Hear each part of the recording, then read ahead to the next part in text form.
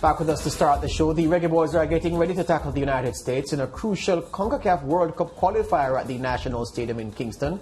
Kickoff is set for 5 p.m. local time. That's about 23 minutes from now. Now, the Reggae Boys must win to maintain realistic hopes of qualifying for next year's FIFA World Cup in Qatar.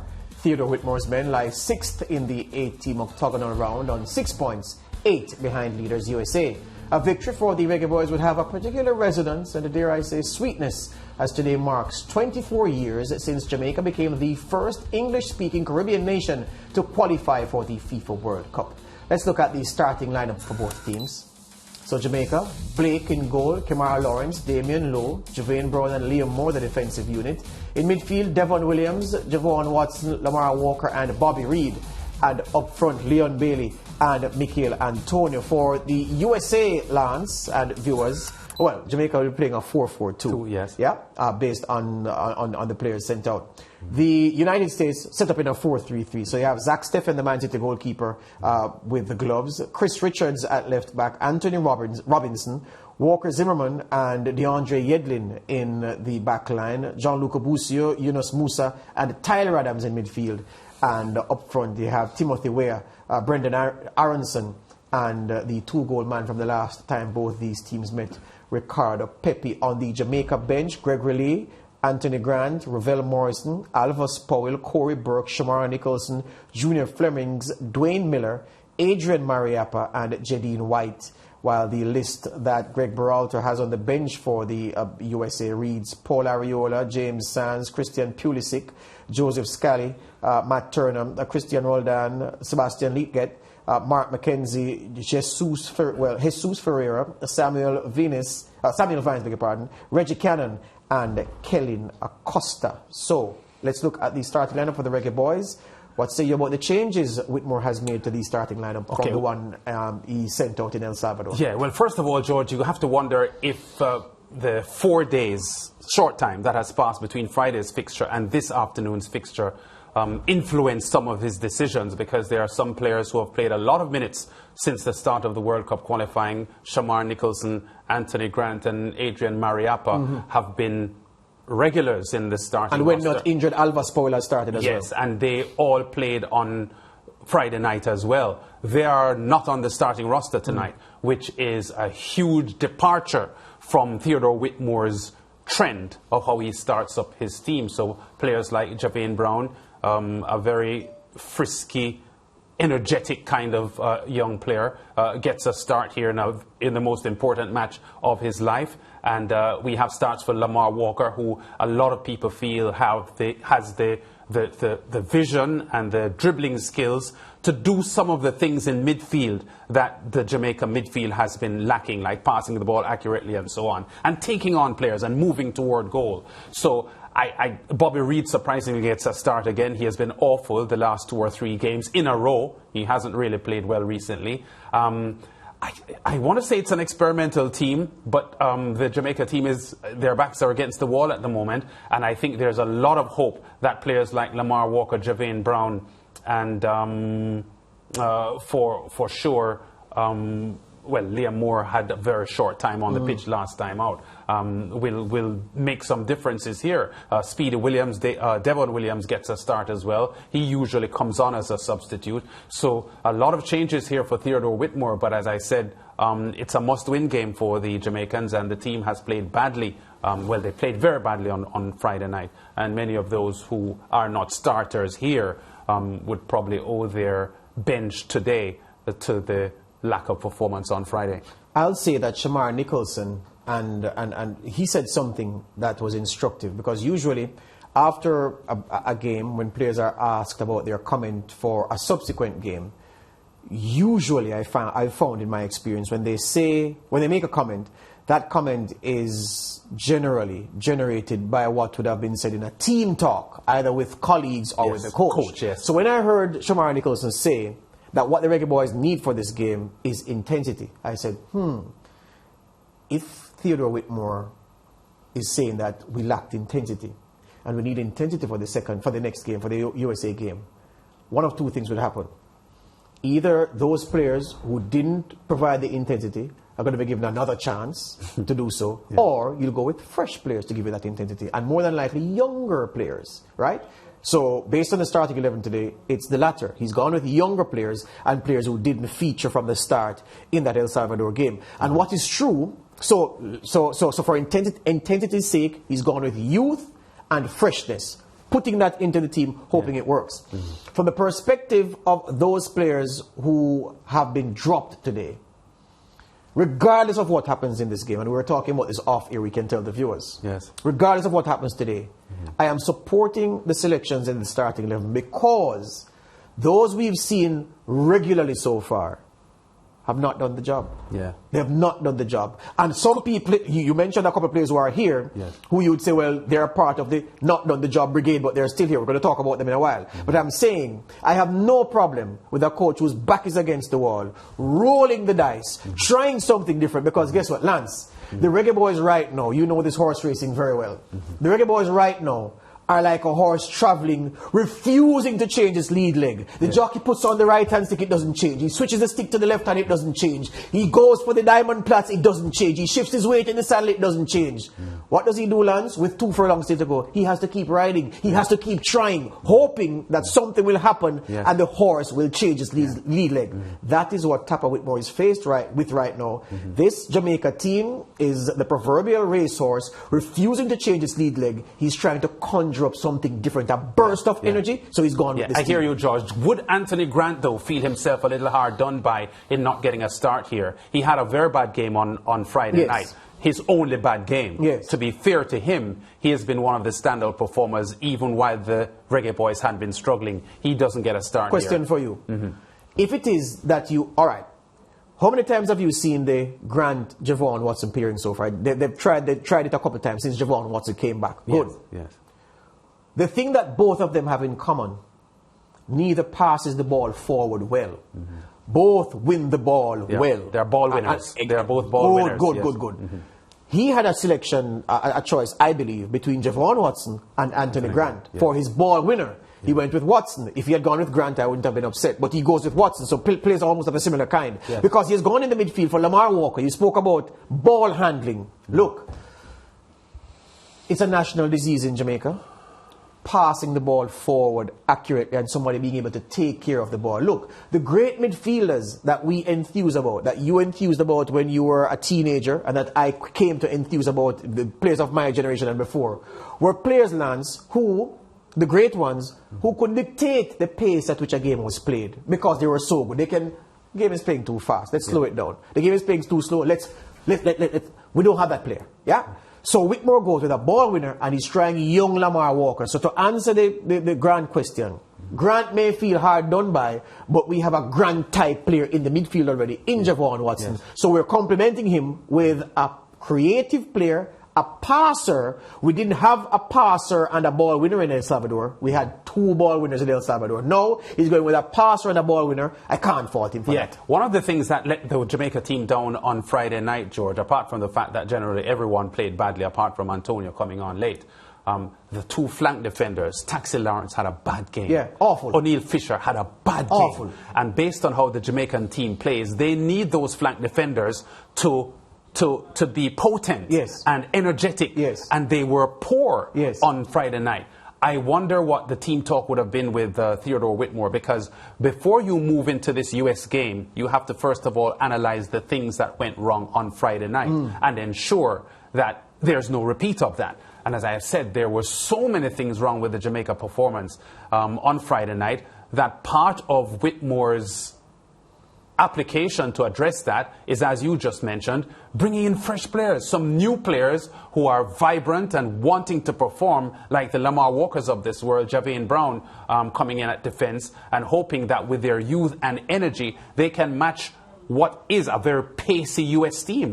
Because if you have like a Javon Watson who isn't very fast and other players who in your setup who are not blessed with speed, you need to counter that with some players, or to offset that with players who have youth and energy, because the USA will be bringing that to this game. Absolutely so, and that's why it goes back to the original point I made about the reason for infusing the youth because of the intensity that is required. Yeah. You're not going to beat the USA today without an intense game. Look, you spoke of Bobby Reid, and yes, Bobby Reid was a dog's dinner against El Salvador. Really bad. And before that, George. Really bad. The two games before that, he was really poor as bad. well. Yeah. Really, really bad. But here's the thing.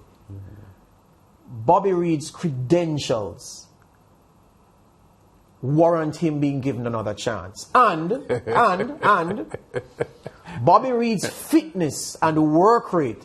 Lance, if you want intensity, he has to be on the field. If you want work, if you want closing down, if you want him to help the man playing on the right side of behind him in defense, and you're going to want him to do that. You mentioned how pace of the US are. Yes. Jamaica are going to be turning and running back to their goal several times during this game. Then I'm giving him a chance. And you're also looking at somebody who has, oh God, at the basic level, the ball sense, footballing intelligence, at the basic level we call it ball sense. Yes. The ball sense to be able to give Leon Bailey some ammunition from that side to dovetail with Antonio when he pulls wide. Okay. So I'm not going to be critical of the start. Let me respond to that quickly, George, by saying that I think Bobby Reid is a good player. I have seen him play well many, many times. My problem, this form for Jamaica at the moment is dismal. Yes. And I can only hope, with fingers crossed, that he rekindles some of what we know he has in this game, because if he delivers what he did the last time and the time before and the time before that, Whitmore would have made a mistake in starting him again. If he's awful, he comes off at halftime. Simple. I would hope so. Simple. Or do a Mourinho and pull him after 40 minutes. We take a break, we come back with more.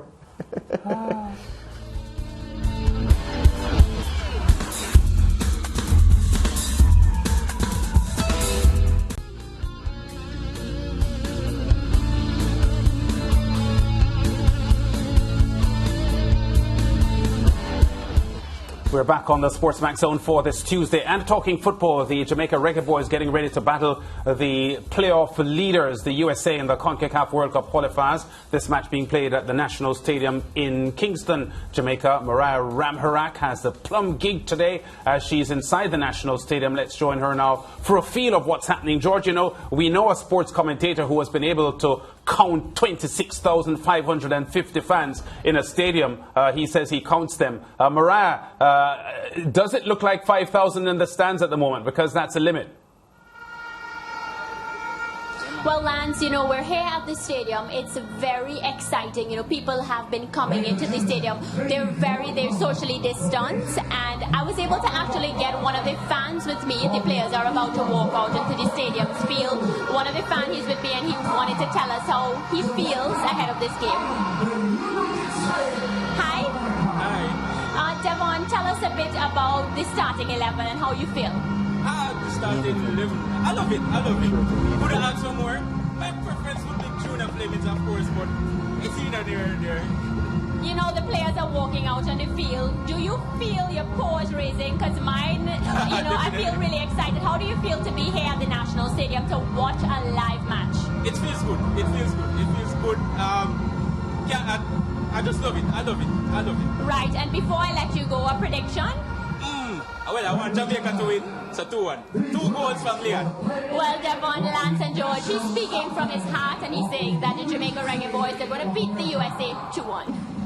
Yeah, Mariah, you know what? We've been here previewing the game and looking closely at the starting roster. Have you been able to get a sense of how the team feels? You may not have been able to get close enough to them, but can you get a sense of the Jamaica team at the moment and their body language going into this fixture? We just saw them coming out of onto the field behind you.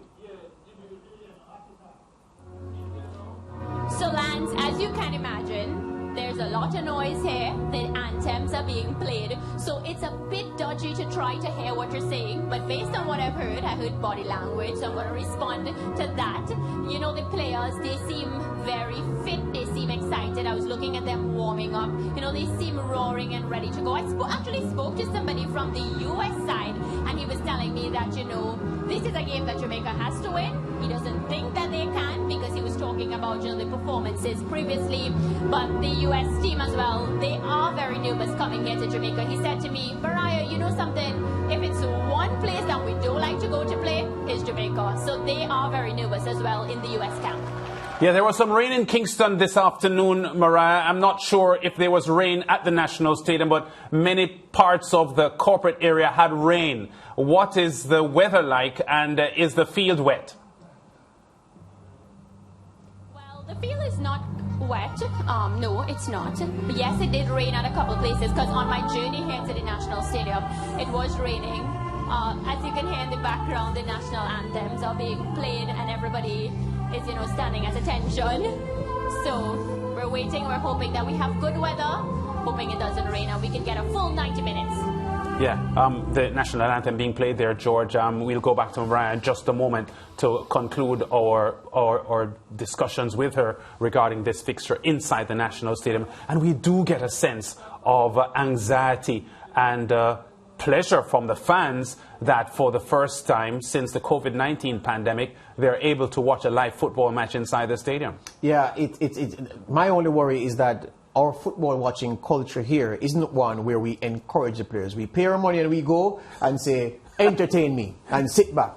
And if we're not being entertained, we start abusing, or we're worse, passive. Yes. Because sometimes you're barking a player, you get on a player's back, that motivates them to produce. Yes. But we are passive. George, you're absolutely right. In the not too distant past, I remember watching Jamaica play Costa Rica in a match at the National Stadium a couple of years ago, and there were about 40 or 50 Costa Ricans at the base of the grandstand, and they out-cheered 7,000 or 8,000 Jamaicans. Yeah. And because that is a football cheering culture, the Central American Latin influence, which is to drive.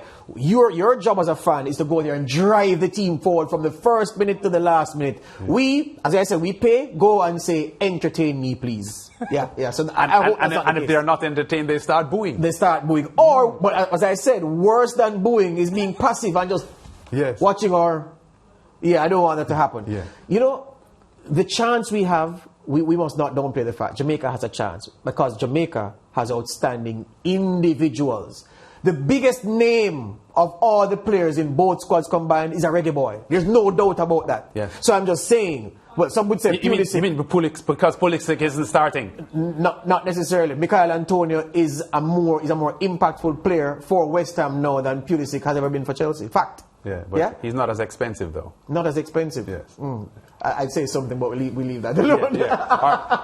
I suspect that anthems are finished now, George, and Mariah is ready to give us her parting shots for this fixture. Is she? She looks a little bit distracted, but we are really anxious for the start of this match. It's a couple of minutes away from starting. You heard her say that she had a word with one of the US players, and that player appeared confident as far as she's concerned, not giving the Jamaicans much of a shot. But Mariah, as you head into this, I know you've been hoping and praying for a victory here for the Reggae Boys, as your Trinidad and Tobago also celebrates an anniversary today of qualifying for the World Cup finals in 2006. That is not on the cards here, qualifying for the 2022 World Cup in Qatar, for the Reggae Boys at least. But certainly, if they don't win here, their hopes of qualifying will pretty much disappear. So it was great talking to Mariah inside the National Stadium in Kingston, George, as they are almost up to match time, 20 seconds from match time, we're told, and really big moment here for the Reggae Boys, as it is for the USA, because I'm pretty certain they want to stay top of the playoff standings. Yeah, there's a lot riding on this game for both teams. They don't want to lose here, or they don't want to drop points here, so they have a lot in it as well. Yeah, we'll be linking with Mariah again at half-time, and hopefully at half-time the report that she will deliver to us from the National Stadium in Kingston is a good one for the Reggae Boys. Back with more on The Zone after this.